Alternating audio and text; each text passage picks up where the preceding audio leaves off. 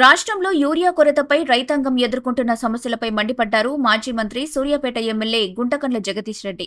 అనంతరం మీడియాతో మాట్లాడుతూ యూరియా విషయంలో కాంగ్రెస్ ప్రభుత్వం పూర్తిగా విఫలమైందని, ఈ అంశంలో రాష్ట్ర ప్రభుత్వ అసమర్థత బహిర్గతమైందని అన్నారు.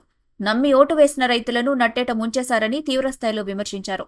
బీఆర్ఎస్ పాలనలో యూరియా కొరత ఎప్పుడూ రాలేదని, సకాలంలో రైతులకు సరిపడా యూరియా అందించామన్నారు. తమ పార్టీ మంత్రులే యూరియా లేదని చెబుతుంటే ముఖ్యమంత్రి రేవంత్ మాత్రం యూరియా సరిపడా ఉందని అబద్దాలు చెబుతున్నారని ఆరోపించారు. రోజుల తరబడి లైన్లో నిలబడి ఉన్న రైతులు, మహిళలు కడుపు మండి బూతులు తిడుతుంటే వినబడట్లేదా అంటూ ప్రశ్నించారు.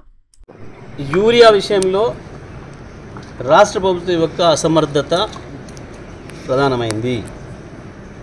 వాస్తవానికి అవ్వాలకు కూడా కేంద్రం ఎన్నడూ సహకరించకపోయినా కేసీఆర్ గారు ఉన్నప్పుడు 10 సంవత్సరాలు సమస్య రాలేదు అనంటే కారణం ఎండాకాలంలోనే తీసుకొచ్చి నిల్వలు పెట్టిన కేసీఆర్ గారు. ప్రతి రైతుకు తన ముందే గోడౌన్లో యూరియా కనపడ్డది. ఏ షాపులో అడిగినా యూరియాకి ఇప్పుడు కొరత కనపడలేదు. గ్రామాలలో కూడా ఆగ్రో సర్వీస్ కేంద్రాలు పెట్టి వాళ్ళ దగ్గర అందుబాటులో పెట్టినాము.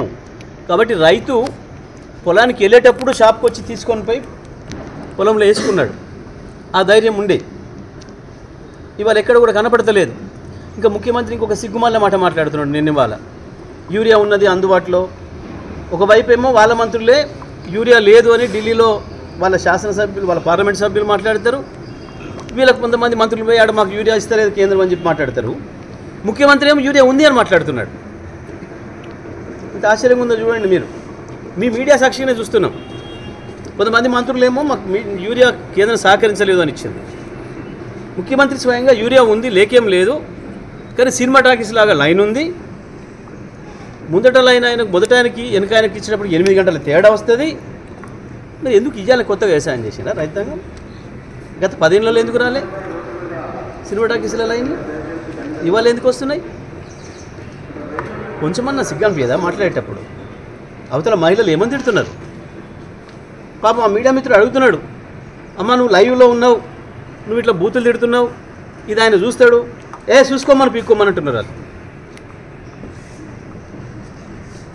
అందుకే నువ్వు మాట్లాడే విధానం అట్లుంది. రెచ్చగొడుతున్నావు రైతుల్ని.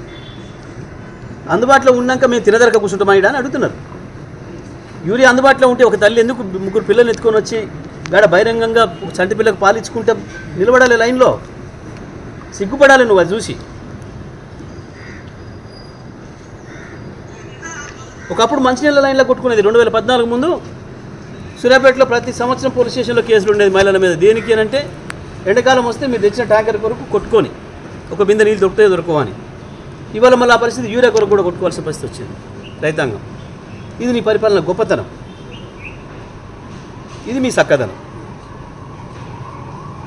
ఇప్పటికైనా బుద్ధి తెచ్చుకొని ముఖ్యమంత్రి, మంత్రులు, ఎమ్మెల్యేలు బాధ్యత తీసుకొని రైతాంగానికి మాట ఇచ్చి ఏ రకంగా యూరియా సమస్య తీరుస్తారో వెంటనే తీర్చాల్సిన బాధ్యత మీ పైన ఉంది. లేకపోతే అది ఒక ప్రజా ఉద్యమంగా మారుతుంది. తస్మాత్ జాగ్రత్త అని చెప్పి హెచ్చరిస్తాం.